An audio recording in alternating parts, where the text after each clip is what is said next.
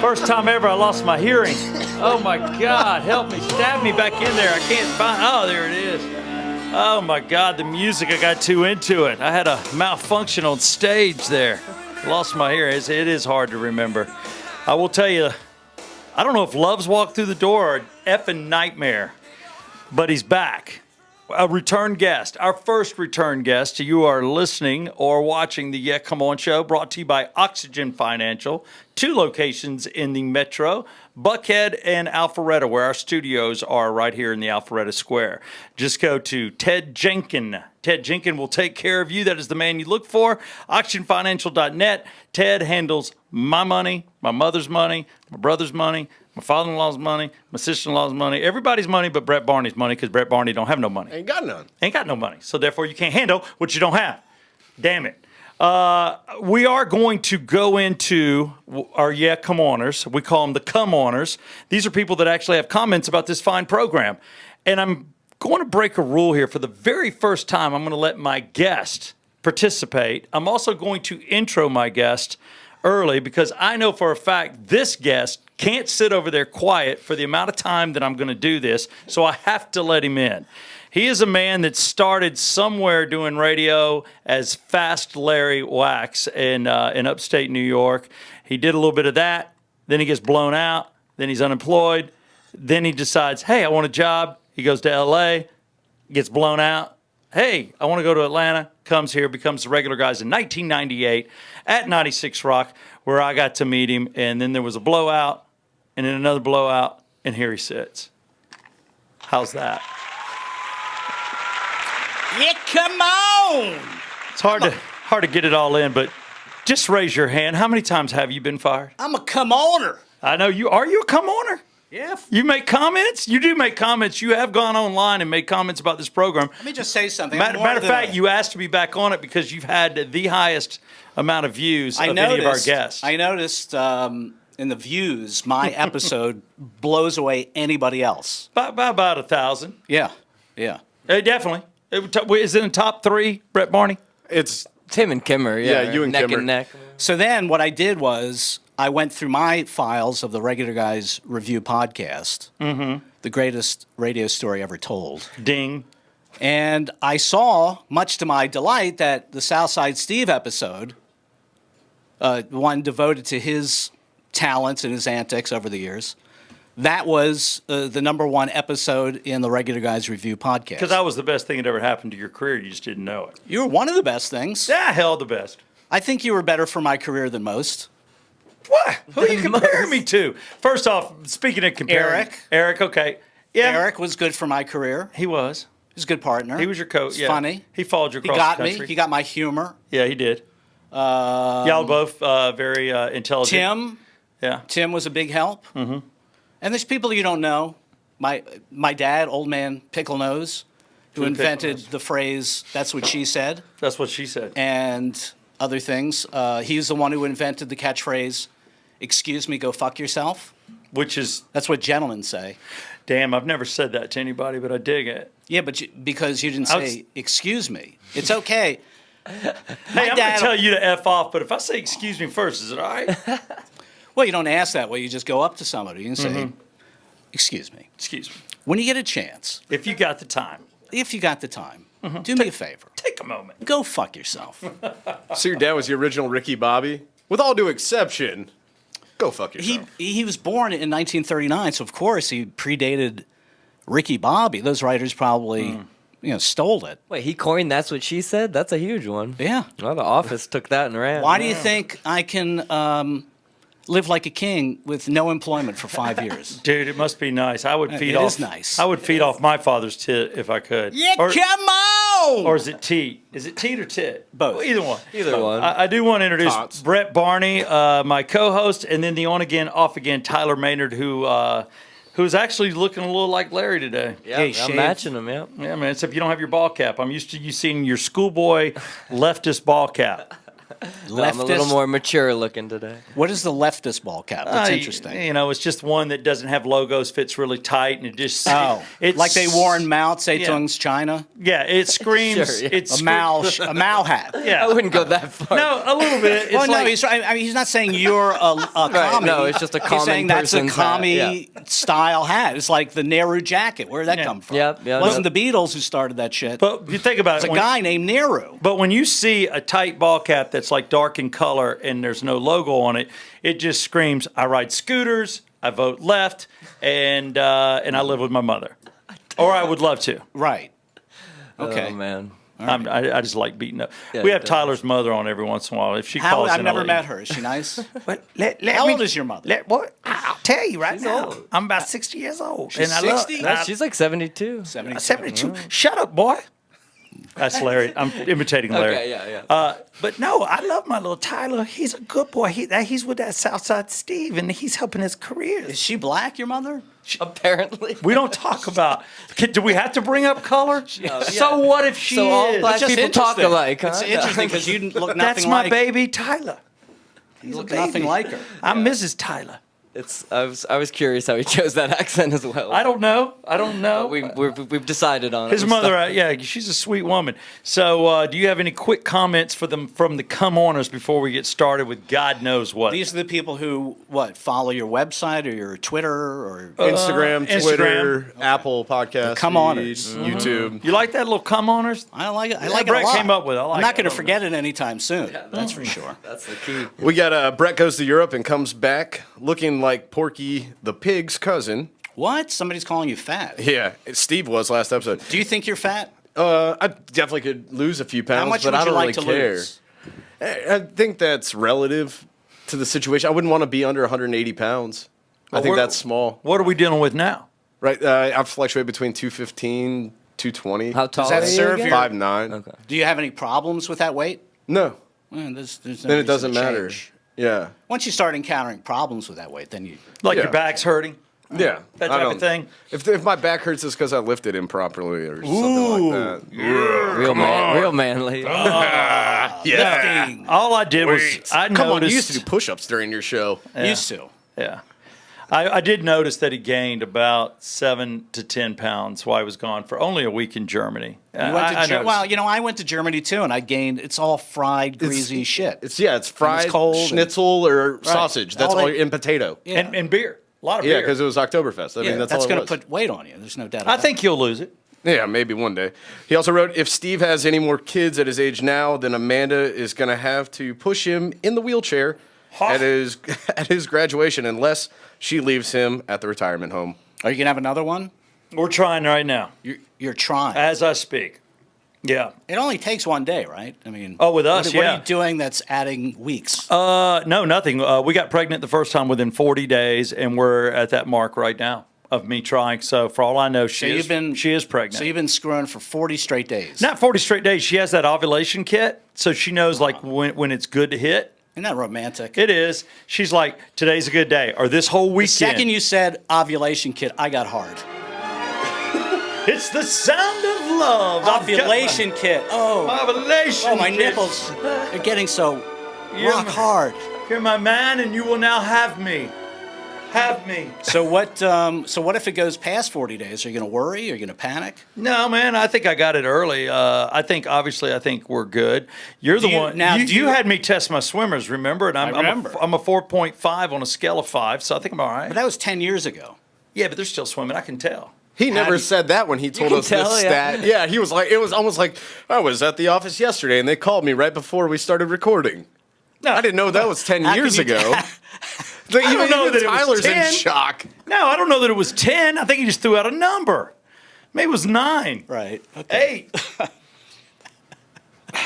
I'm good. But There's now, where do you stand? Do you want now? Let's say you're unsuccessful. Is that going to crush you, or are you going to say, "Oh well, I can take it or leave it"? I think it would crush me a little bit because I think my wife wants one. So I Yeah, but think what do you want? I want what she I know wants. she wants it clearly. I mean, I'm not under the illusion that any of this second child thinking was your idea. It's just not the way it works. No, It was totally Amanda's idea, right? I want another child. Did my eyes look left? Does that mean when I'm lying? You look like you're lying, so you know. No, I don't want my son. I'd be the first to say I don't want him You to don't be. want your son? Well, no, I want him. I mean, I love him dearly. Hold on. okay, was I the only one that heard What that? just happened in these headphones? You know what? Right. Wait, y'all just you cut me off Are you gonna mid-sentence. kill? Are you gonna be like No, I love him. Abraham with his son, Brooks, hoping God swoops in to save him? the knife will go in. No, Brooks, I love you. There's nothing to fear. What I was gonna say is, I said I don't want Brooks, more to say in the sentence, to be an only child. I don't want him to be an only child. I want him to have a brother or sister. Well, why? You know, I have an only child. My daughter's an only child. Yeah, and I think you if messed up. You should have had another. Well, she doesn't know any different. It's Yeah. like if you only know yourself as an only child, you just. But what happens? I remember the only children in I've my asked her. neighborhood. Hold on, I've asked her. You know, she Okay. can speak now. She's 27. So I said to her, "Do you mind being an only Congrats. child?" And she said, "No." That's did you want a brother or sister? No. I don't know. Larry, what about people that have 27-year-old children that can't speak? How do you feel about that? Oh, I feel bad for them. No, good. Yeah. They should be institutionalized. Just say it. Terrible. No. They shouldn't be on the streets. No, what I'm trying to tell you is that it would have probably been cool, but think about it. When it starts to rain, at least I remember growing up, when it rained, I had to come home. We all went into our houses, and I'm like, well, I got two brothers to play with. But I look at all my friends that were only children. I'm like, must suck to go in And by see, yourself. I was raised with a brother and a sister, and I couldn't wait for them to leave, get the fuck out of my sight. You I didn't I used to- enjoy them? I used to beat the shit out of my brother because he was annoying me. I wanted to, sit in my room and beat off whatever, and he was always coming in and How old were you in- stirring up shit. He's only a year and a half younger than me. Yeah, but you guys at whack early, man. There's an issue there. You're not supposed to whack. I didn't whack till I got laid. I was an I whacked 18-year-old because whacker. my pervert uncle showed me porn when I was, 9. What are you going to do? So, yes, Larry, to answer your question now that we're back and your camera's working, I am looking to have 2 children, and that is it. If my wife has twins, then I'll have 3. But I promise Oh, you, wow. 2 is it, and I think I'm going to offer to get fixed. I think I will. What are you going to Give you offer my- to get fixed? What does that mean? Meaning I Why don't you can't just get fixed. Why do you need her permission? No, meaning I you won't owe her ask money? What's no, going on? I won't ask her to do it. I'll do it. I don't want to ask her to do it. No. I'm saying, why do you have to ask Amanda to get permission to get a vasectomy? No, I said I would offer going, okay, one of us needs to get fixed. I'll do it. That's kind of what I'm saying. It's like a cow saying to a farmer, do I have permission to stop giving milk? no, I'm just going to just get. She owns you if you have to ask permission about your balls. I mean, that's No, unbelievable. but I'm going to look at her and go, hey, I'm going to do you a solid. I know one of us needs to get fixed. I'll take the Don't hit. even tell her. Oh, That's my I gotta- advice. You can take it. I think I got to tell her because Why? I don't know. What if she did want Tell her after you did it. Yeah, but I don't know. My brother did that and that didn't go well. His wife was like, I Then really she owns- wanted well, another then- child. Well, then she owns you. I mean, that's Well, just the way it is. That's I an can't- unbalanced relationship. No, a balanced relationship is caring about one another. It's 50-50 and saying, hey, I'm about to All stop. right, here's what you do. You ready? You can't just go do that. You sit her down and tell her, I'm doing this. Don't ask. That's a great relationship. Just go the old fashioned. I'm getting fixed. I and want to that's give you a what it heads. is. Yeah, I want to give you a heads up. I'm getting fixed. I I've had want you enough. to know I'm having a surge. Right, I've had enough of getting people pregnant.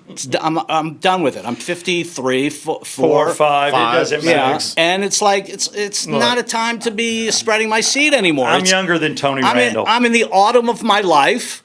I'm not in the spring like you. Now, I gave you enough spring to spring, Mm-hmm. and I'm done spring, especially if twins. I don't know why you're staying in the game, dude. I mean, what are you going to... You have hope like after post Amanda, you're going to get some strange that wants to get pregnant? I mean, No. it's a fantasy. No. I have no problem. You're right. I'm done. There's nobody else I've ever met that I wanted to have kids with but her. So I married the right one for that reason.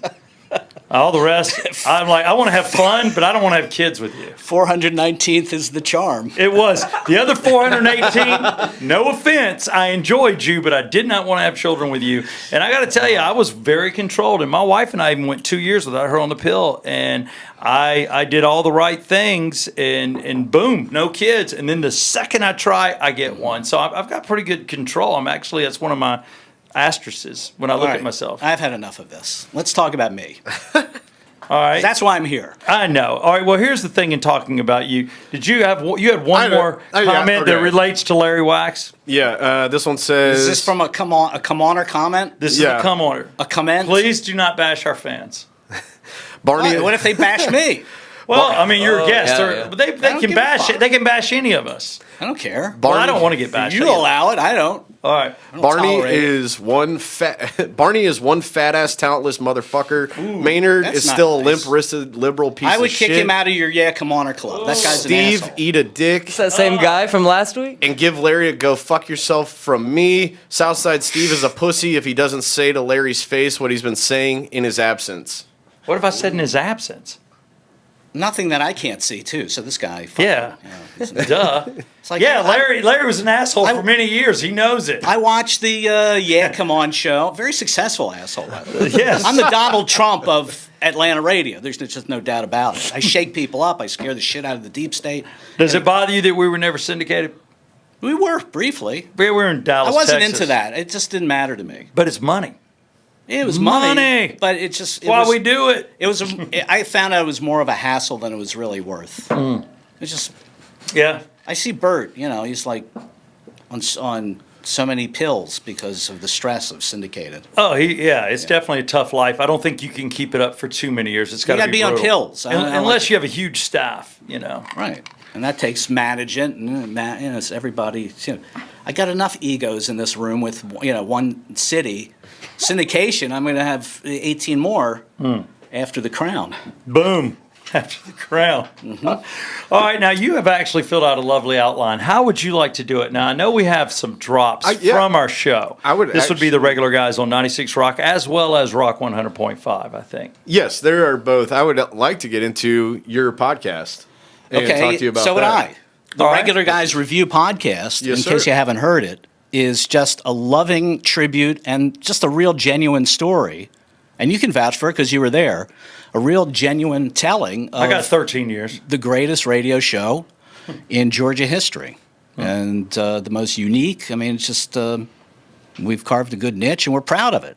And I wanted to share that pride with the listeners who've been clamoring for it for a long time. Not a day goes by where we're all not approached by somebody on the street. I was up in Helen, Georgia over the weekend.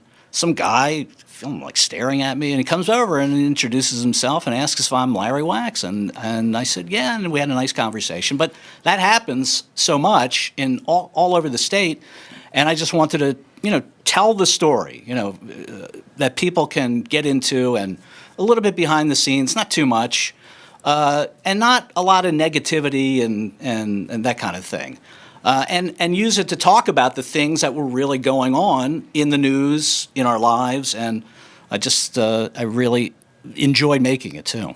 And you have several. There's what, like 8, 9 episodes. There's 8 now? so far, and I think there's going to be one more, and I'm going to leave it be.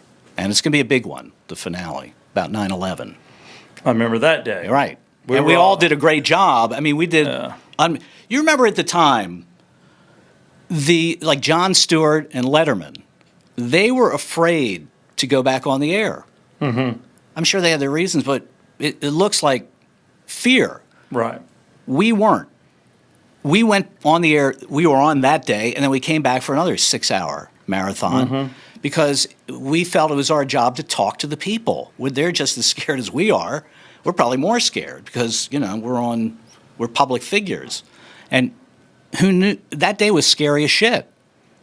People have been told to forget it, but it was scary as shit. Everybody was traumatized. that No, day. it was our Pearl Harbor. I'll never forget it. Right. Yeah, I mean, it Exactly. really was. It totally was an attack on our land, and thousands of people died, and happened in real time. Except with Pearl Harbor, you weren't seeing it the way we were. You weren't seeing it 24/7. No, man, it was Right. crazy. The coverage. I think it's the last time I really watched CNN. Was 9/11. After that, I got tired of CNN. But And then everybody was scared, and on top of it, we start getting these bullshit answers to what happened. Like some Arab on kidney dialysis with a satellite phone in the middle of the desert is somehow masterminding these schmucks that get on a plane and just learned to fly 2 months ago. And Yeah. they're getting to and the building melted. No, it fell, and the one that wasn't hit fell symmetrically, like it was a detonation, an explosion. So this adds to the trauma. It's like we're beginning to think that now, follow the money 20 years later, who really benefited from 9/11, you'll find out who did 9/11. And it's looking like people on our team did it. So You know what? And there's a lot of people listening right now think you're crazy as crap. I take 3 steps back. Yes, but more and more are starting to see things, because I'm just like y'all. I believe that Osama bin Laden did it, and the more I look at it, none of it adds up. You know, he didn't make any money. He's dead now. And then when they killed him, what do? They just buried the whole, threw him in the ocean. Well, you know what? Proper burial. I mean, come on. And all right, let's think about it. You killed When the Rosenbergs got executed for treason, they were given a proper burial. Osama bin Laden is dump him in the ocean. right. This is like a turns the frogs gay kind of thing. No, but here we are. Alex Jones. Well, it comes out of the lips of that man too, but it doesn't make it invalid. Here's one thing I'll bring up that I've always wondered, and this kind of jumps on the bandwagon of where Larry, is headed.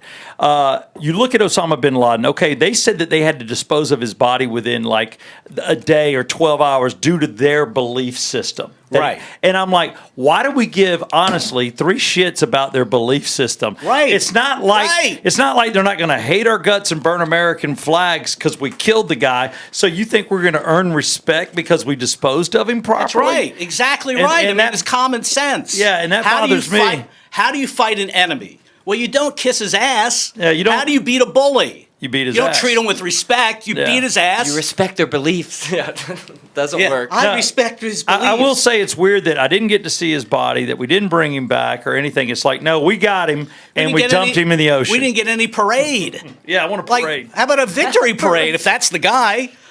Well, It was odd. none of it makes sense. And then you see who's still in power after all of it. Who's in power? Hillary Clinton. Right. That's Dick correct. Cheney. She's still running the We're show. going deep down the rabbit hole. And who else? The Bush family. They're Bush- still, they're Bush being is around. dismantled, but they're Yeah. still going at it and making tons of money because what does that war do? Yeah. It makes money for all the intelligence agencies and the contractors. We know how it works by now. You don't have to be a conspiracy theorist. I've thought much of this, I've heard about this for decades now, and I thought it was bullshit.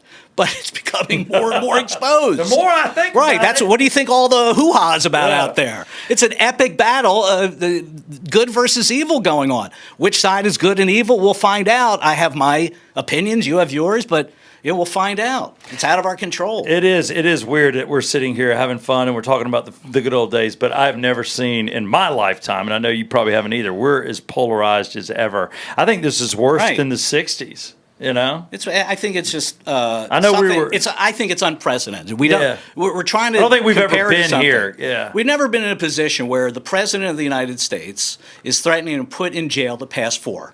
Yeah. That's where we are. And who wins? I don't know. I have my hunches, but we'll see. We the people are supposed to win.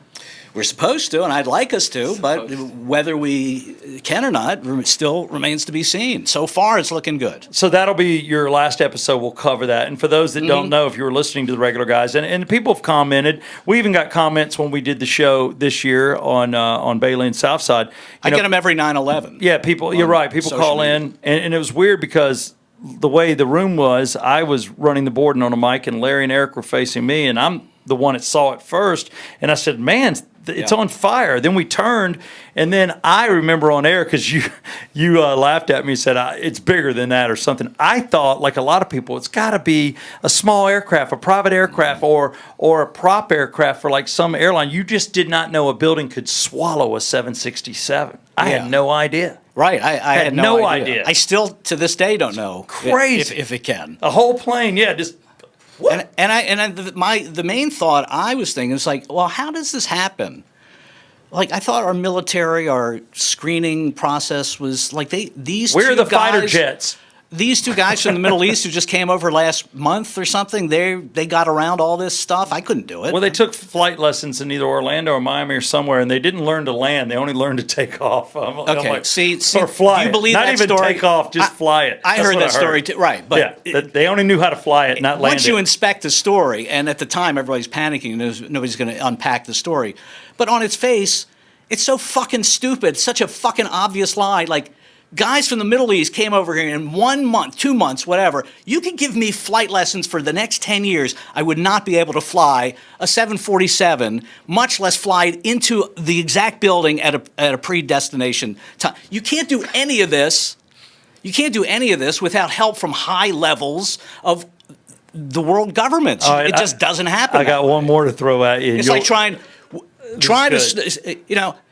to start a cocaine ring tomorrow. Brett's currently doing it. Brett's doing it, but he's going to get caught because he doesn't have the cooperation I of told the you. That's all the intelligence. sniffles from last week. No, but think about this too. Here's one. Pentagon gets hit, right? I have never seen an eyewitness that saw a plane fly in low and hit the Right. Pentagon. And then when you see the video, I still don't see a plane. Right, exactly. It could have been a missile. Who knows what it was? I don't know, but I did But not if they're lying about see this a one, plane. what else are they lying about? I mean, that's a pretty big thing. Yeah. God knows you might have a point. Craziest thing I've ever heard you say, and you might have a point. I don't like them putting chemicals in the water that turn the friggin' frogs gay. By the way, that's true. That is true. Dude. It sounds funny, but it's true. Have you ever been on a golf course? Every frog is gay in the pond on a golf course. Well, because it's of all they're- the chemicals. But they're doing it. It's not just frogs. It's men. Men are turning into women. Thank And God. because That's they the put chemtrails. It's all the soy products that these fuckers eat. So you And they buy have- Alex Jones products then, all his water filters and stuff No, like because that? that's a scam. Yeah, okay, so that's a scam. That's a multi-level, boy. Yeah, it is. Well, I mean, when somebody says something that you think is outrageous, you got to do research on it. I don't know. How do you know it's true unless you look into it? How do you know the research true. is true? People are because like- you're looking. The research that you're doing is not true research. You're looking at the research of other people's research. No, you have to use your eyes and ears as well. You know, you can observe that there's been a change in male behavior over the past, generation. They're more effeminate. It's just the way it is. There's more effeminate men than ever before, and there's a reason for that. Is it dietary? Maybe. Is it Social acceptability. Well, no, it's got to. The change has to come first before it's even judged by society. So, what is it? What's making men become more effeminate? I mean, it's observable that they've become so. It's reality shows. Steve has a ponytail. I mean, come on. I was always told Yeah. IPAs grow. He listens to his so- wife too much. I do, but you know who what? has no experience in life. She's 30. I mean, God bless She's her, a- but she hasn't been through life like Southside Steve has. Yeah, I do have some lessons. I know she's a better person than me. I'm trying to be better. That but may be she, true she morally. nags a little bit. Morally, she's way better than you. Yeah, morally. But I'm talking about experience-wise. She Yeah. doesn't have the level of experience that you have. So, that's what I'm saying. Tell her you're getting a vasectomy, and that's that. I'm cutting it. I do want to take up for long hair. This country was founded by men with long hair. That's true. All Just right, wanna that's bring not that so up. effeminate. So It you're going depends for how the you founder's look? Yeah. A bit, yeah. Dude, ponytails Get a rule the ribbon world. on it, a little ribbon. He does look like Hamilton a little bit. Yeah, definitely. I'm telling you. Damn it. You know those were wigs, right? No. Paul Revere had his own hair. I The know white for a hair fact. was the wigs. powder but wigs. The Paul powder Revere, wigs. yeah. And that was more the English than us. Paul Revere went through the Look at streets. Washington. Yeah, Paul Revere went through the streets saying the British are coming, yeah, come on. he did. The British are, yeah, come on. Yeah, and he had brown hair and he had a blue ribbon. And he had his hair tied pretty. When he don't got think he home, was he yelling. pulled out the ribbon and threw South- his hair back and went, Yeah. "We're gonna have a hell of a dime. That's a real mixed signal. The British are coming. Yeah, come on. Yeah, come on, get your guns. Yeah. Come on to come on. arms, grab your Get arms. ye guns. Yeah, come on, grab your arms." Grab ye arms. So yeah, come on. So this site and everything. Southside Revere. Revere. Look here, one lantern or two. The British are coming over. They're here. I see them. It's time to ride. Yeah, come over. Put you. Yes. I've been Southside there. Revere. That would be a good bit to do on the Southside and Bailey show. I like when people say that. Would It's Jason funny. Bailey let you do that, or does he yell at you? If you try? He would get upset. Why would he get upset? I It's don't funny. know. I don't know. He doesn't want me to talk about you ever either. Why? I don't know. Because he's afraid of me. It's like an ex-girlfriend. Yeah, you can't bring him yeah, up. what is he afraid of? I've me? never been that guy. To me, anything and everything is open He season. won't let you talk about me. Yeah, we don't What does talk- he say? Like, no, what? I just like we're not. I don't want to hear about that. I don't want to hear about their success. I I don't want to hear about their greatness. I don't understand. I'm tired. I'm trying to beat him. I don't get it. I don't get any of A it. psycho. I'm like, we're just doing radio, man, and the past is the past. To me, if it happened in Atlanta radio on but the why airways, can't you talk about your on the- life? on I the mean- same signal, yeah, I could. That's but what I'm saying. That's why I did this podcast. Let's talk about the fun Yeah. times, the interesting stuff. Let's celebrate this. He's I too don't wanna busy. talk about it. He's too busy talking about working and around the house. And, You know what you should and have stuff on your about show? his kids. You know what you should have on your show? You remember how we had the creepy alarm? Yeah. You should have the narcissistic alarm. All right, talking about yourself too much. Me. What am I supposed to do? I've heard about your kids, heard about it all. Yeah, let's talk a little bit about me. I've got a Me. Play that Toby Keith song. I want to talk about me. Me. Remember that Toby Keith Me, song? oh my. Me, oh my. Yeah. I know. Let's bring me up. That could be the Bailey and Southside narcissistic alarm. I just want to talk about me. God, Yeah. Well, speaking of bits and you guys, there we go. We talk about your work, how your boss is a jerk. We talk about your church and your head when it hurts. We talk about the troubles you've been having. I've never heard this song. This is amazing. Your crazy ex-lover. Narcissist alarm. Oh my God, that's too good. Yeah, buddy. Come out. Yeah, we gotta get the chorus. Talk about your clothes. Yeah. You know, talking about Here it comes, pre-chorus. Of course, the pre-chorus. I actually like country Wanna music. talk about me. Wanna talk about how. Wanna talk about number one on my. Yeah, Jason. This is your theme song for your show now, Steve. I want to talk about me. So why don't we talk about me? That's right. I like it. Damn it. Good idea. That replaces the creepy alarm. It's There you go. perfect. All right, there we go. Now it's the narcissistic alarm. I like that. No, I was going to say, speaking of kind of the bits, talking about radio being true on the radio. Yes. I pulled some sound from the Regular Guys review. It's the Regular Okay. Guys review podcast or just The regular guys review. Yeah.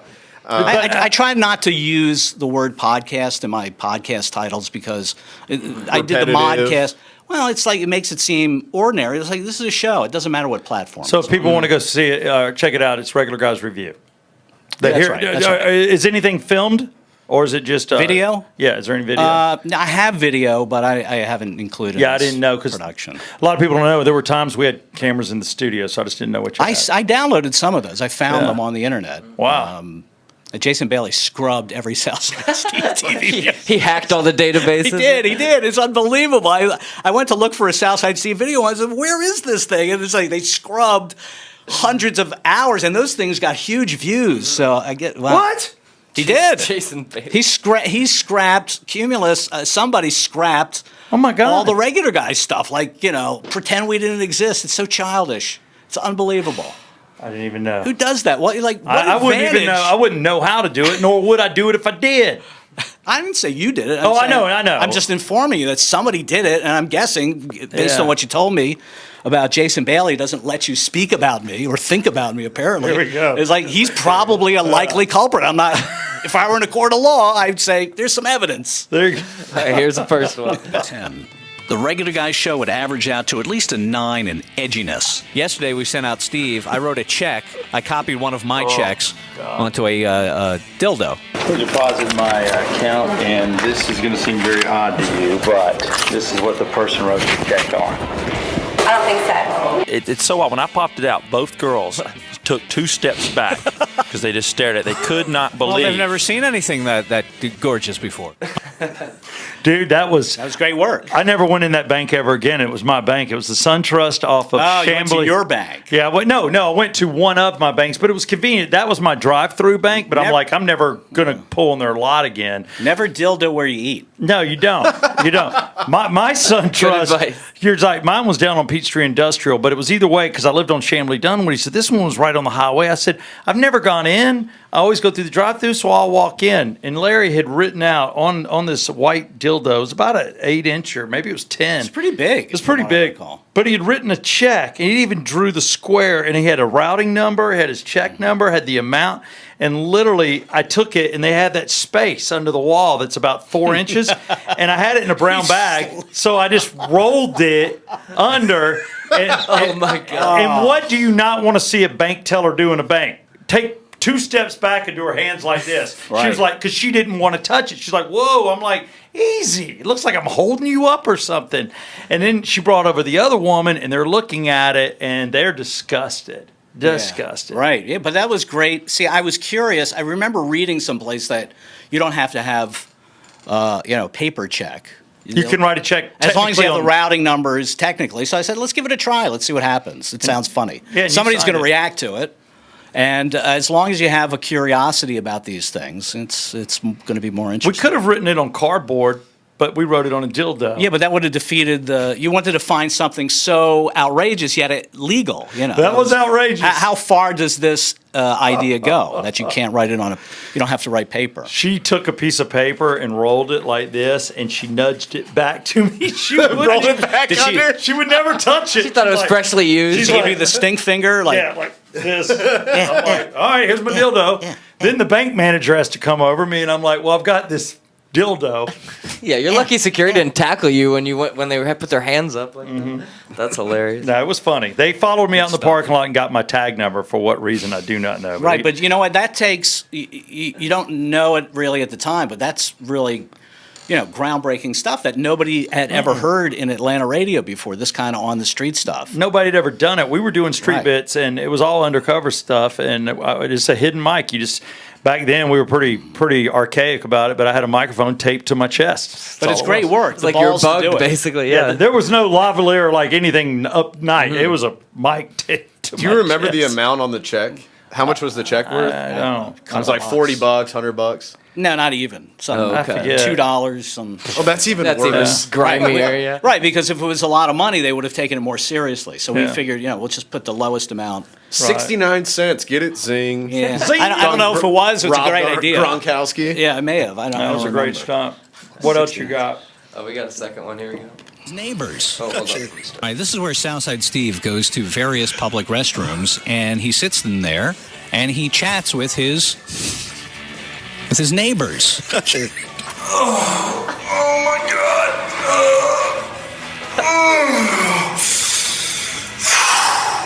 Hey. How you doing, man? Cool. I can see your feet. Can you smell that? Hold on. I can see your feet. So can you smell that? I've never heard those two sentences. I've been going to acting school, and I'm thinking about playing E.T. in a play. Elliot. You're kind of weird. You sound young, man. How old are you, dude? 16. Oh my! Yeah, that was so much creepy wrapped up in one bit. Those are great, And you just tried to. It was called "In My Stall," and it was a matter of sitting down. Where does someone not want you to talk to them, but in the toilet? It's all these bits have one thing in common: curiosity. I've always been curious because otherwise you get bored. I get easily bored by stuff, and so I always want to push.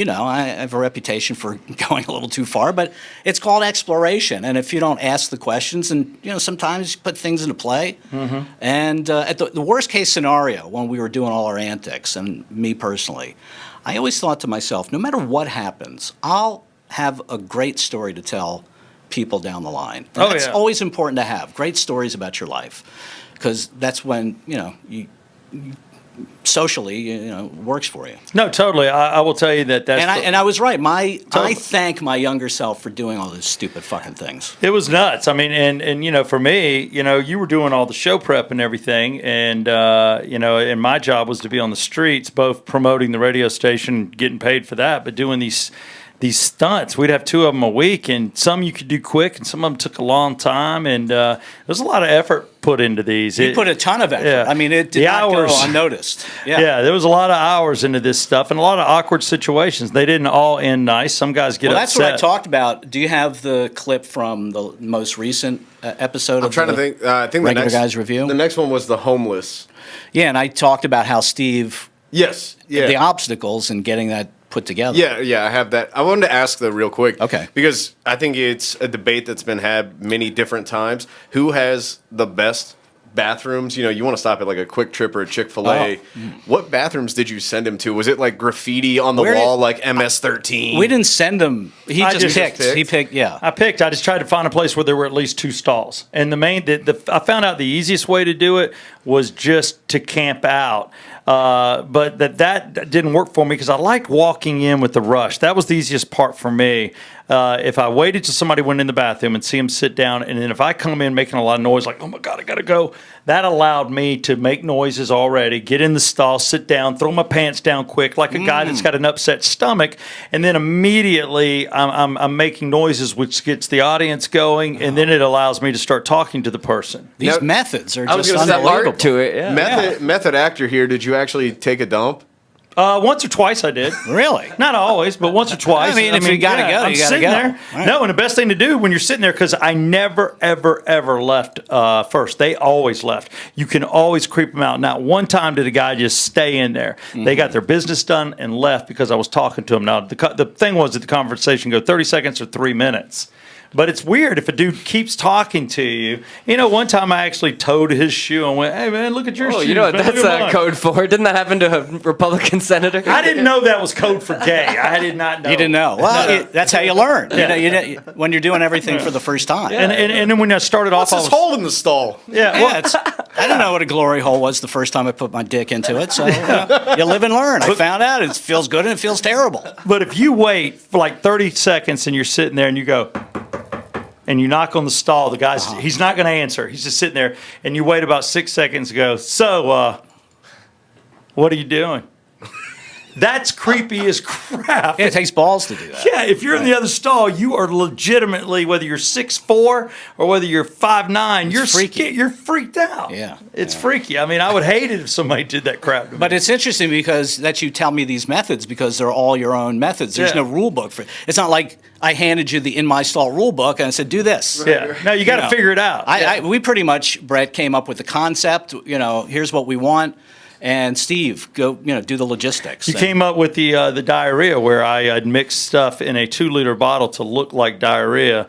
So you got somebody in the stall. Okay. So Larry goes, "We're going to mix." He goes, "You mix it up to where it looks it. Put it in a 2-liter bottle." What's wrong with me? Yeah. So we didn't really talk about All that brain power goes towards that. Right. But think about it. All that college. So you're a dude and you're in your stall, and then I come running in with the belt unbuckling. Oh my God! Oh God! I'm like, I go so bad, and then I get down and I just barely pull my pants down, and I take the 2-liter, and I'm like, "Gah!" And I squirt it. Now, granted, I'm making a mess, but it is not diarrhea. I couldn't find that one. I looked all over for that. And I squirted on the side of the toilet and on the floor, and you hear this, "Hey man!" Maybe I'll have more than one more episode. Like we'll get into the technical details of Southside Steve. It'd be fascinating. Remember you had me at the urinal. I don't know if you remember this. I had a squirt gun, and you're sitting there going, you're like, "Whoa." And I'm literally squirting. So there's that little like 2 inches there. And if you just squirt through, it hits the wall and splatters onto them. They're like, "Hey!" But you're just, you're acting like you're out of control peeing, but you're not. Have you ever seen You put so much effort into this. Yeah. I didn't even do it justice. Now that I play the clip, it's like I didn't even come close to doing it justice. Have you ever seen the prank videos now where people will sit in a stall and they'll wait till somebody gets in the stall next to them and be like, "Hey man, there's no toilet paper over here. Can you help me out?" When the person goes to pass toilet paper, they take a scoop of Nutella and they grab their hand and I haven't wipe seen it, those. and people think they just wipe crap all so over that's their like hand. what- We yeah. did it. We did it. yeah. Did we do that one time? Yeah. No. We didn't No, do we didn't go that far. I think You inspired those people. I think it's just that was too gross. Yeah. But that was a very Vine popular. I don't even know if we could thing. do that. We just kept it to where the awkwardness of somebody talking to you, Yeah, just the creepiness, the tension. And some I would take totally gay, where I'm like, "So, what are you doing after this?" Like that one with a 16-year-old. Yeah, Right. luckily you didn't drop a Well, pickup line on you're it. not going to do that. You're not going to get creepy out of a 34-year-old. No. 16-year-old. That's really. But that was one of my favorite bits. That was fun to do. You want to play the next one? Sure. Okay. Homeless karaoke was some of Southside Steve's best work. And this wasn't an easy bit to pull off because you had to be around these crazy homeless people in the middle of the night in the city of Atlanta, where really the law doesn't give a shit. And it's like being on The Walking Dead. And then you gotta negotiate with the homeless to get them to cooperate and record the songs.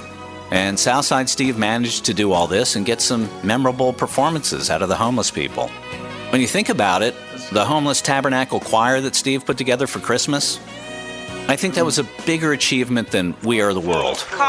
They told me rum, rum, pum, pum. A newborn king, rum, pum, pum. Our finest gift we bring, rum, pum, pum.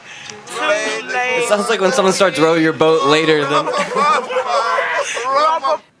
That's tough to pull off, and yeah. You give them scripts. You know, you find 8 I homeless shouldn't people. have cut that part. Because after that, you go, yeah, they wipe their ass with their scripts. That's literally what you followed Holy that right shit. out with. Yeah. Well, Damn it. if you think about it, and I did it with cash. Everybody has their thing, so I would carry. Yeah, what were your once. methods to this? Well, in this one, I would go and get about $20. Take us through a typical recording session of homeless karaoke. First off, I kept my recording equipment in a bag that I had to wash my hands after touching. I had a CD player that I would put in whatever CD for music I wanted them to hear. Right. Then I had a headset for them to put on, which there's no way I would ever put on that headset. So I would let You had them a special headset for them. just for them, and it was in a bag. And then I would keep cash in the bag just so I had it no matter what. I always had at least 21s, and I would bring a $5 bill because what you do when you get out there, if you're only finding a couple, you give one guy $5. You promise him. You don't give it to him first as a wrangler. I'm like, go find me 10 guys. Get your buddies. Yeah, get your buddies, get who you know, and then So he's the casting agent. right. So he runs around and plucks people either out of the bushes, around corners, but he brings them to me, and I literally line them up. Well, he knows where the Yeah. people are. He knows where the bodies are buried. Right. So then that guy would get 5, and of course I learned you never pay him in front of the others because if they see a 5, they want a big bill too. Right. So he had to promise. I gave $2 a song, which was nice. Sometimes just $1. But then I got known that if I even walked through Woodruff Park, I hear this Southside. You want me to do that singing thing? Oh, so you developed a Following. kind of a yeah. We did it for core about group. Yeah, we did it for about 6 years, and I probably did it twice a month, if not 3 times. So a lot of times we heard you had a repertory company of homeless singers. Yeah, I had some I could go. Phil Spector over here. Yeah, tell me what government agency has done more for the homeless than Southside Steve. And people would get upset thinking we were poking fun, but I'm like, first off, I brought clothes out with me too. If I had old shirts, you know how we'd get shirts at the radio station, Right. so I'd bring clothes too. So I would give out whatever clothes I had. I remember and money. you gave them a couple of Larry's an asshole T-shirts that Eric made. Those are real shirts? Those are real shirts. That's awesome. That story is just such an exercise in treachery. It's unbelievable. Yeah. So what happened was I came up with the idea. We had this big billboard with big tits, and it said 96 Rock, the regular guys, a couple of boobs in the morning, whatever. So big tits, a lot of controversy. The billboard, all the Christian groups were all up in arms, and I said, well, let's make shirts and sell them. You and me, Eric, will sell them 50-50. And for some reason, I think Steve told him, like, don't trust the Jew or something. Eric said, well, he was so anti-Semitic. He said, you're going to fuck me out of money. I said, I'm asking you to go, we will all benefit from this. He said, no. And then to make matters worse, not only did he not want to do the shirts, he made it. The next week, I come in and he says, I made boxes of Larry's an asshole T-shirts. I was like, what the fuck did I do to deserve this treatment? I offered him a business opportunity, and because he thought somebody told him that I'm a Jew and I'm going to fuck him, probably his father, who was a grifter, then, the apple doesn't fall from the tree. The thing about Eric is that he tells everybody his father's a grifter, and then we're supposed to believe that he's not. Okay, so he says, I'm making Larry's an asshole T-shirts. And I thought, Jesus Christ. did. How would you feel if I did that? It's not. That's but harsh. you gave some of those to the homeless. I did. I went into homeless, and I literally gave like 15 So they homeless still guys. could be on the streets. Oh, it wouldn't surprise me Right. if they are, or they're at Goodwill. Yeah, I want to find one at Goodwill. That'd be amazing. I'm going to go to Goodwill today. I want to find one and wear it. Yeah, one will pop up. But after they did the It's their music, prized possession. That's a hand-me-down. Wouldn't that be a great series Oh, of yeah. videos? Wouldn't it be a great video? Like you go down the street wearing, I go down the street wearing a Larry's an asshole T-shirt, and then people ask me who Larry is, and me. I'm an ass. I'm an asshole. How you don't sell those on your website? Well, I You don't- should. If you cut me in, I give you full permission. Okay. Larry- Might think about it. Why not? It's not like he owns the name Larry. I'm sorry. Yeah, but look, he's like, you gotta cut me in. Well, you can say Larry is an asshole, and then people ask you, who's Larry? And Me. Yeah, that I could do that. We might as well play off of that. funny. But I'll tell you, with those homeless people, yeah, you take their song, what they sang, and then I'd have to get the song and lay it up under it and match it up, and then we would play that, and they would have to guess, Larry or Eric, what they were singing, and then when finally somebody guessed it, then I would play the song up under, and then you would see that all that made sense. It made sense. Yeah, it did. It did. But you did just an unbelievable work on that, and I thought it was. I apologize because the clips I actually played from Homeless Karaoke were from when Seabass did them. Oh, but fuck him. No, I will tell you right now, he did a lot of that stuff. That's all I could find. Yeah, I thought mine were better. But when I did the Christmas thing, you hand out all the sheets, and then I start them like, you guys sing, and then you bring in the other guys, and then the other guys. Hilarious, man. Yeah. I mean, they'll do. I wish we would make anything. videos of those. Remember, I did a. You did a couple, I think. I did a couple of those at Christmas, and then did you get rolled on one of those? One time? I got attacked by a guy with an umbrella. That was the guy I was talking to at Kroger, and he literally cornered me and wanted all my money and was jabbing the umbrella. Was this at an me. umbrella Kroger? Yeah, but it was one of those. The penguin.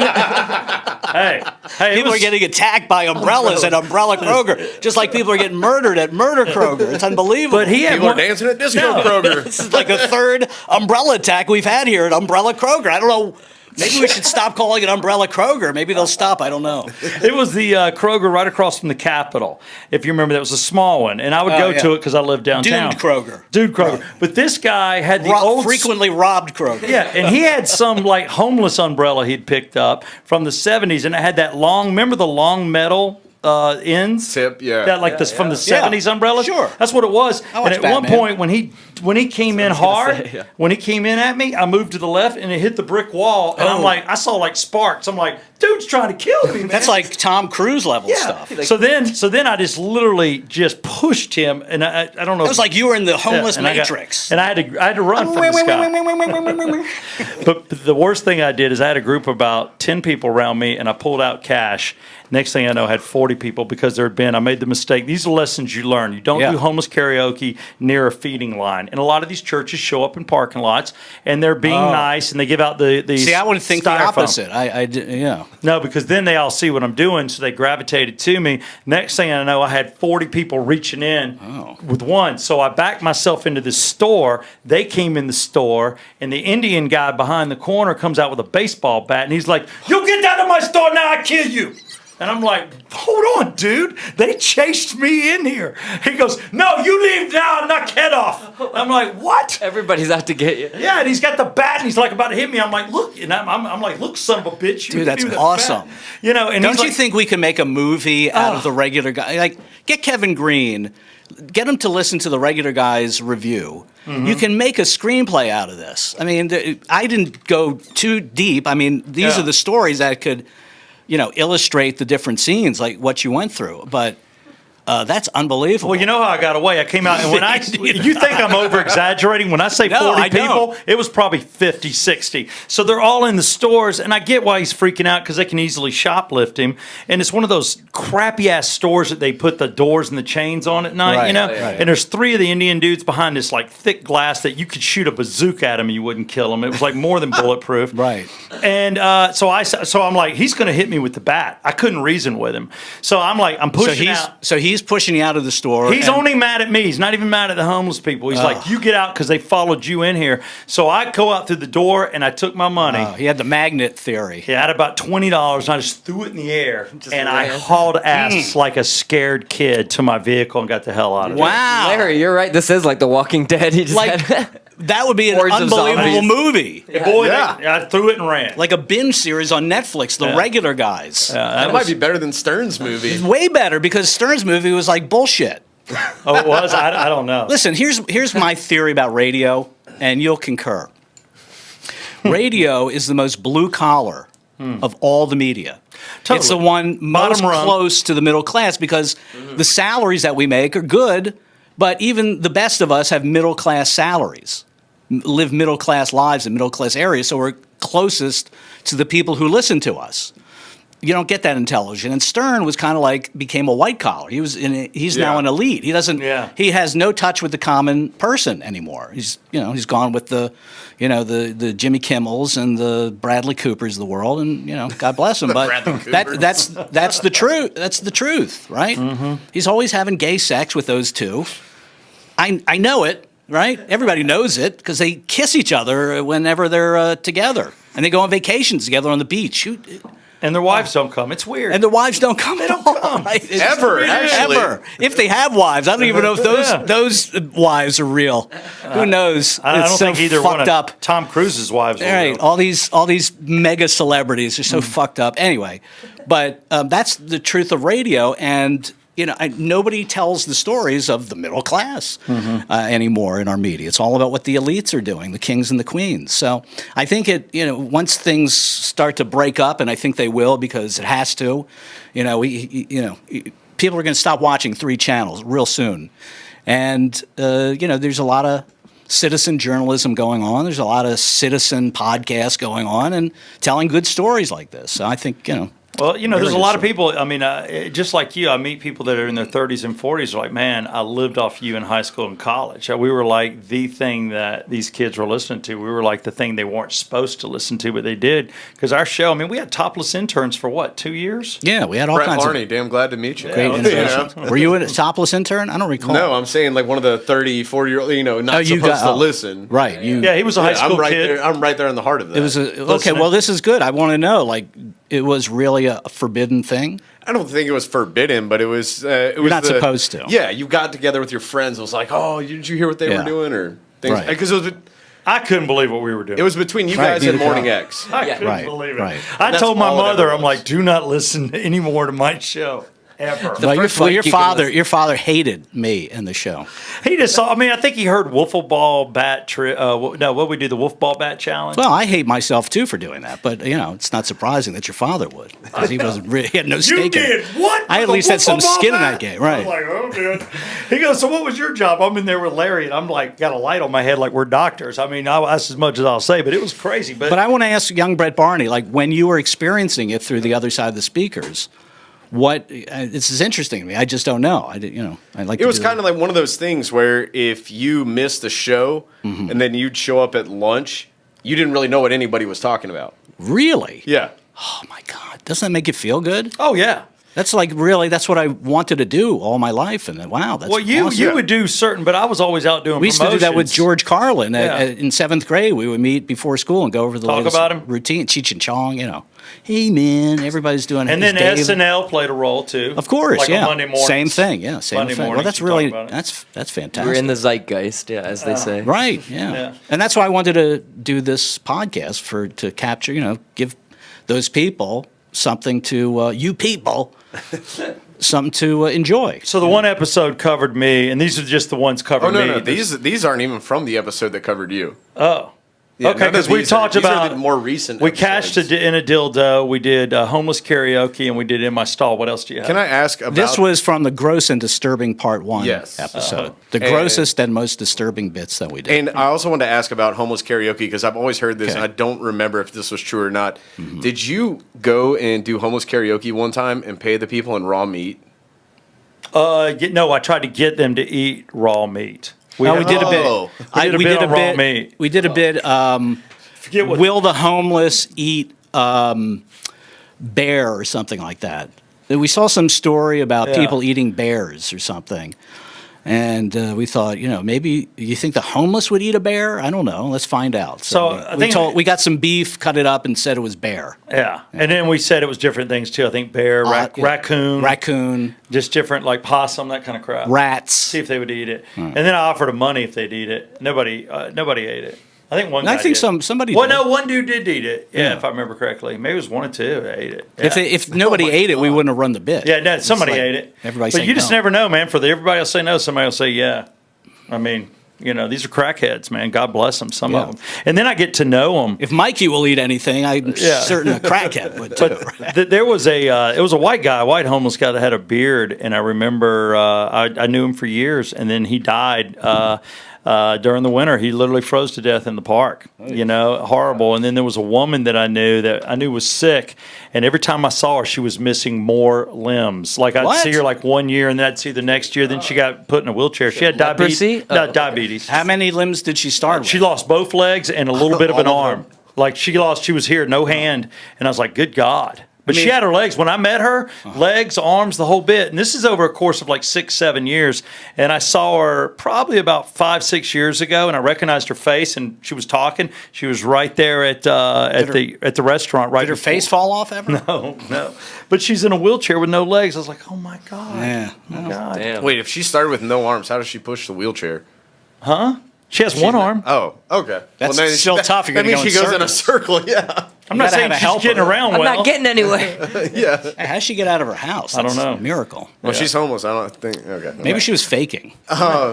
So the last clip that I pulled, I believe this was one of the most controversial moments on the Regular Guys in the history of the Regular Guys. And I wanted trying to clear pick this me up. apart. See, Steve? He's trying to. He's Liberal picking apart media. the Liberal piece. media. He's framing it as controversial. Let's hear it. Why didn't Southside Steve get fired and we did, even though we did nothing wrong? Well, it's very simple. Southside Steve wasn't considered a big enough sacrifice to satisfy the FCC censors. Firing Steve would be like giving up mudslide for Lent. Come on. It's a good analogy. It's true. That's And actually, I laughed when I first heard it. That's funny. I mean, that's the way it works. I wasn't in the room. I wasn't in the room. No, I'm not saying that. I'm saying it was a political thing, right? The FC Hogan. Oh, that's my timer. God. I got to go. That's it. I'm Done. I got to be on the set of American Soul as Kool and the Gang band members. I do Oh, remember. shit, I forgot about your extra work. No, I'm kidding. I just set that in case it got out of hand. So Okay. I could have an excuse. But I'm having fun, so I'll So you're stay. okay? You'll stay? That's hilarious. I Cards said- on the table. I said 60 minutes because I figured from my experience last time, that's when y'all start getting shit-faced, you know. But this How we're time gonna- you've been, pretty casual. I haven't been feeling well, so I'm drinking less. Yeah, okay. all Yeah, right. you're lucky. But, it's more fun, I think. For me, I mean, it's just like when you guys are shit-faced, like, what am I doing here? You're hanging out with two. You're hanging out with two Hanging out with drunks. two drunks. I could go home we and do get that. drunk sometimes. Right. We do. I apologize. Right. Thanks to Woodford Reserve. On that note. And yes, That's I do. Jack Daniels. Yeah, I know. And people think I don't know. Oh, this is Jack. Sorry, I didn't even know. People think you don't know that because you don't know that. There goes Single our, barrel. There goes our sponsorship. I No, I'm know. kidding. Look, it's the same company. It's the same company. You fucked up your putative sponsor. I thought I had you don't Woodford in my have. hand. I didn't know. Well, Brett Ford. What was I saying? What were you saying? We were discussing Southside Steve being like giving up mudslides. Here's for how Lent. it happened. All right. So John Hogan, our CEO, president of the Clear Channel at the time, he goes to Capitol Hill to respond to all the smut in radio charges that are cropping up because for some reason Janet Jackson taking off her top. It was radio hosts were under the cross in the hairs. They came after us. Crosshair.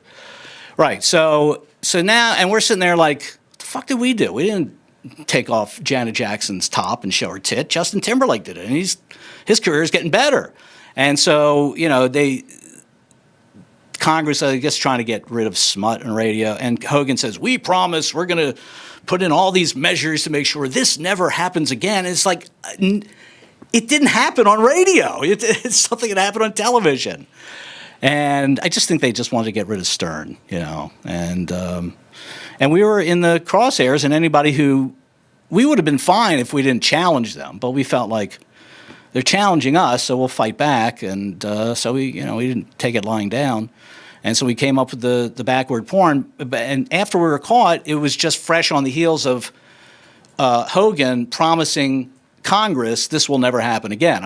So we embarrassed them in front of Congress, which is not a good thing to do. So FCC, to make it all right, they wanted, money and, it's extortion. And you got to get rid of Stern.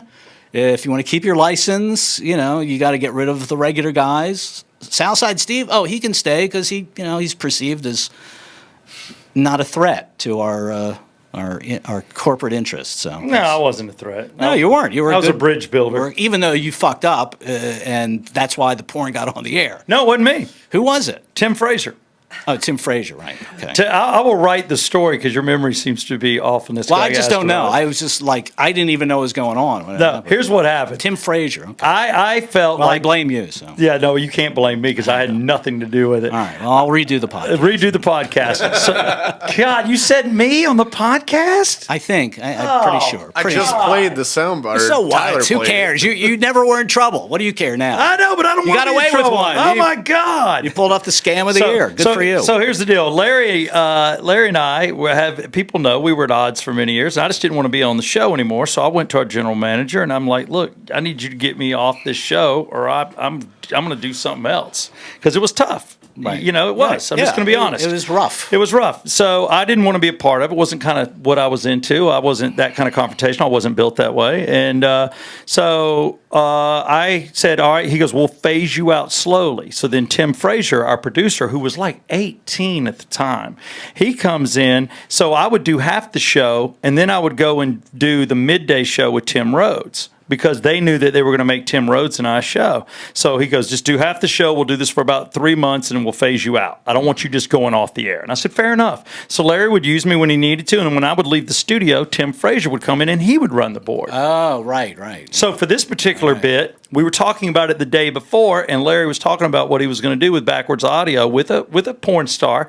And I said to you, and I don't know if you remember this, I'm in the room, and what happened at the? I remember. Well, yeah, I remember, but I just said to you, I wouldn't do it because who cares? The only freaks are going to download this. Let's just do a nursery rhyme. And Larry said, "Quit being a pussy. We're gonna do porn." Right, but what happened? Like, And what I'm was the like, actual? okay. So Tim Frazier fucked up. So what happened was I'm in the other room with Tim Rhodes, and we're just sitting there and we're listening because you had put all this. I mean, it was probably the biggest bit we had ever built up. You're like, tape us. Let the FCC tape us. Everybody tape us. There's nothing you're going to be able to do. Right. We're going to do something that's never been done in radio. So here's what's happening. Kids at home are taping us.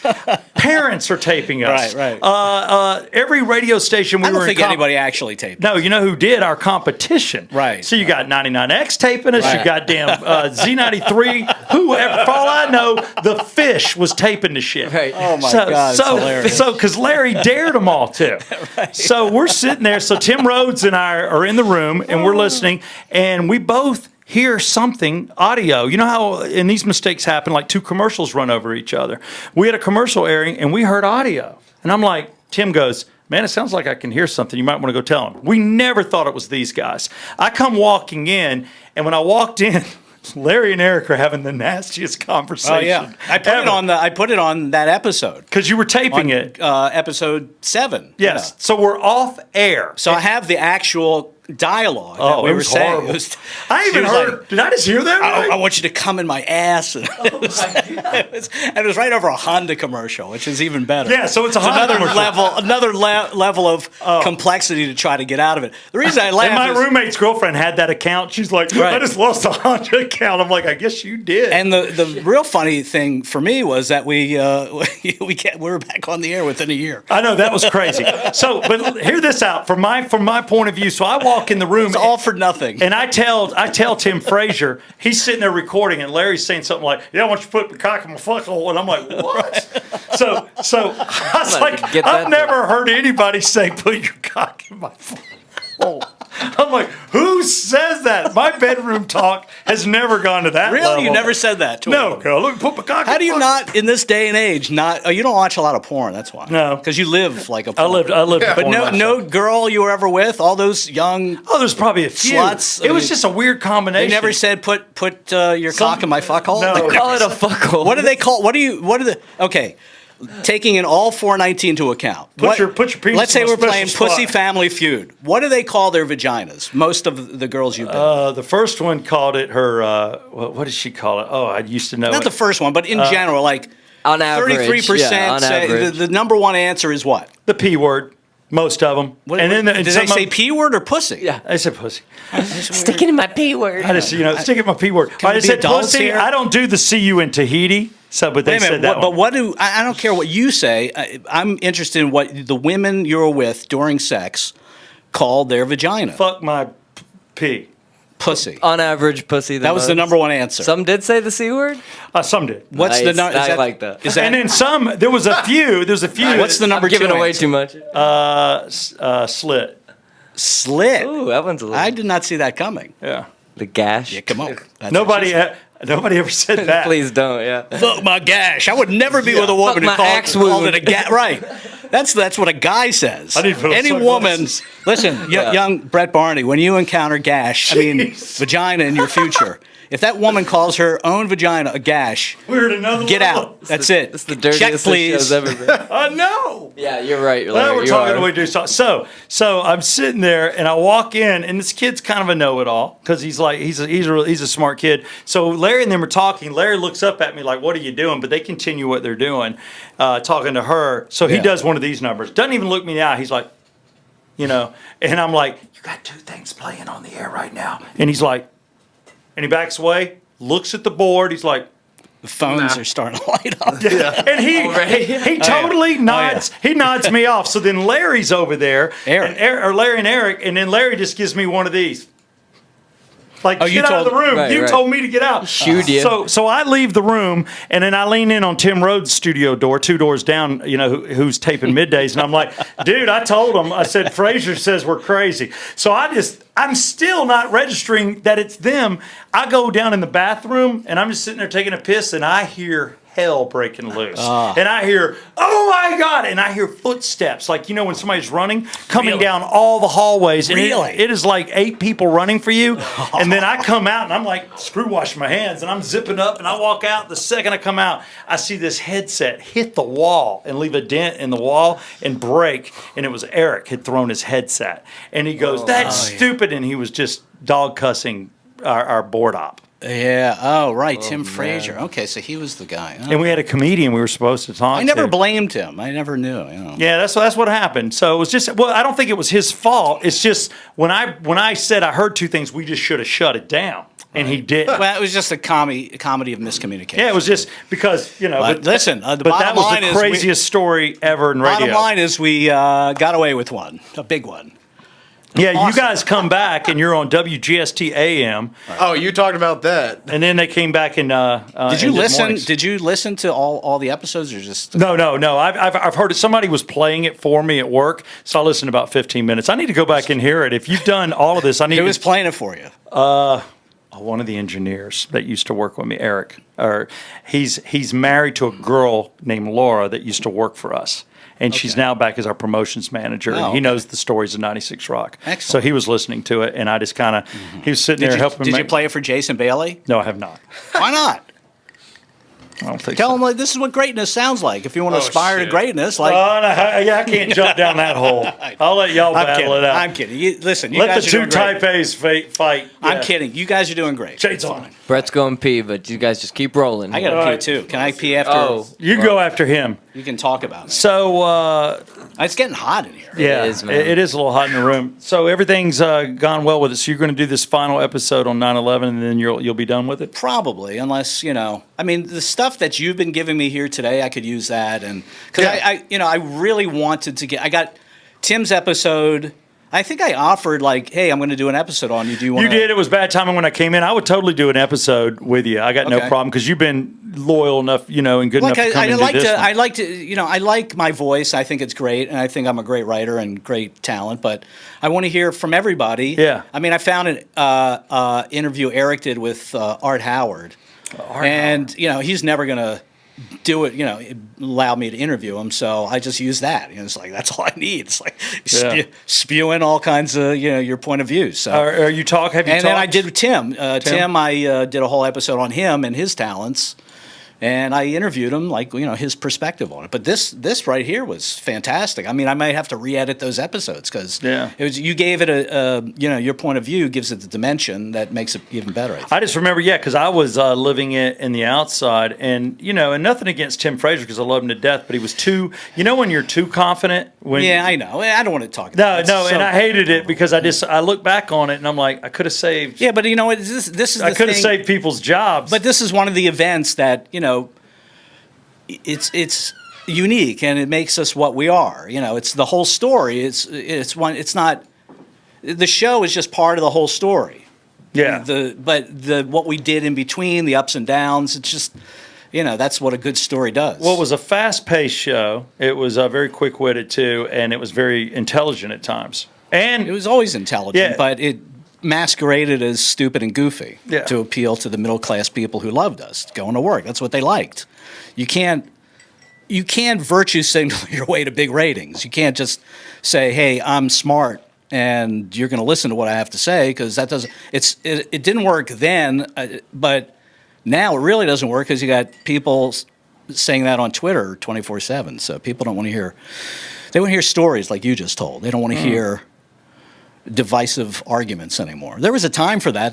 We came to power doing that technique, but it just doesn't work. I think now people are so. I was driving home this morning because I just wasn't feeling well, so I kind of olayed the show. I was driving home about 6:30, and I'm driving up 400, and I'm seeing the traffic coming in, and I'm like, how God bless these people. How do they do this every single day? And that's why you can't really do any angry radio because people are already frustrated and angry. Yeah. That last thing they want to hear is infighting or fighting on. Well, the they don't radio. want to hear division, even if it's funny. They can handle a shot or two. Shots are but funny. you got to give your observations first and tell people, demonstrate why you think this way. Yeah. Too often it's like, beating off. You want to get the orgasm right away, and you give your opinions first. And you say, you've ruined all the fun. Take us on the journey of how you reach that conclusion. You never start a story with your opinion. I don't know how you just did that, but you did. What? You just put orgasm. Weaved in something dirty to make a really deep point. Yeah, we just made a deep point, Well, weaving in the most primitive thing a man does. Right, it is primitive. That's my point. It's like you're missing the point. When you're giving your opinion, you're talking about yourself first before telling the people the story and bringing them in. Mm-hmm. It's the same thing. When you're just masturbatory, it's about seeking pleasure right away. Yeah, and you got to wait on your pleasure. Yeah, you gotta wait. Like I put down a towel, right? I light candles, treat myself right. I got to romance myself. And similarly, you must romance the audience with the story. You got to tell them why you're coming to this conclusion. I just do it on the toilet. What? So a lot of foreplay for you. I'm missing my So romantic, Steve. So gross. I don't even know. I think it's time to go on that note. Jeez. Any final words? Well, yeah. I'm hot. You're hot. gotta I'm pee. hot. I'm hot too, and he's got to go to the bathroom.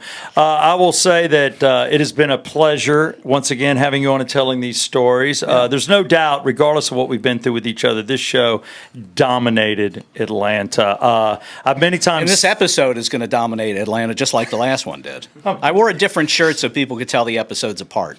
Nice. Yeah. Same here. I for a second don't know. I reached to grab the shirt that I wore last time. I said, Can't do that. That's funny. we're not going to get any looks. People No. will say, I've seen that. You're right. You got to change up your clothing. Yeah. Imagine, I don't know about you, but when you do these podcasts every week and you do something on camera, I am now on the 26th. I still got shirts, but damn. Yeah, it makes you think now Right. that you're I can't wear being the same seen as thing. well. Yeah. Got to acquire new wardrobe. Yeah, I got a new wardrobe. So people won't not watch the episode. Well, we'll do a quick cigarette break and close it up. Just tell people what you're doing as always. I still assume you're doing your acting stuff, but how can people see what it is you're putting out there? Go to regularguys.com or iTunes for the Regular Guys Review Podcast. Another big episode coming. This is going to be something else. It's going to be a little more darker because it deals with 9/11 and our feelings about it then and since. Very important. And you know what? If you'd like to participate in that one, I'd love to have your take on. We talked about it a little bit here, and I think it was good. But let's do a little more if you'd like to. I'll record you. Yeah, I got no problem with that. And I want to hear your take on that day because I think it's important if we're telling all our story about it. Yeah, So, it changed. Life changed. Yeah. And the WACHS Modcast is in hiatus while I do my other things. I've been going to film school to get into post-production, and I'm pretty close to doing that. Wow. Yeah, I got my certification and all the proper things. So, you can hear the greatness of the adventures of Atlanta's #1 movie extra on the WACHS Modcast, Atlanta's #1 smartphone radio show. And you can find that at houseofwachs.com. And you can also go to iTunes and the usual podcast houses. I will tell you in closing, too, just so you know one thing about him, because he got a kick. We had Jimmy Barron in and talked about him being... I love that episode. Yeah, I love Jimmy Barron. Yeah, me too. And he talked shit about me, but that's okay. Yeah, we had fun with you. Risky Business, and Sure Thing, the movies he was in. Larry, just so you can see his acting ability, go to the end of Major League 2, right? That's just the first one of my, Major League 2. I'm in that one. If you go to the end of Major League 2, you will see a guy in a red coat and high top tennis shoes come out and get dead center of the camera and do a pirouette. It's Larry. Yeah. It's at the end of the That game. was my first extra job. When everybody's celebrating, he's smart. Everybody else runs into the crowd. Not Larry. Goes to the very front, to the center, does a pirouette in a red coat. It was 5 a.m. Everybody else had left, and the hardcore stayed because I figured I'll stay because I think there's going to be a scene where we run on the field. You were smart. Yeah, I took a look at the crew sheet. And a scene, run on the field. So I positioned myself gradually to get there, and like I had a clear shot in front of the camera. And it took it. Yeah. Oriole Park, Camden Yards. That was awesome. Oh, my God. That is Larry Wachs from The Regular Guys. And, of course, you know now how to reach him. Come on. Atlanta legend in radio. This is Brett Barney. God bless you. And, of course, Tyler Maynard. We are the Yeah Come On Show, brought to you by Oxygen Financial. Again, with 2 locations in Atlanta. Just go to oxygenfinancial.net. This is Southside Steve and a Yeah Come On to you.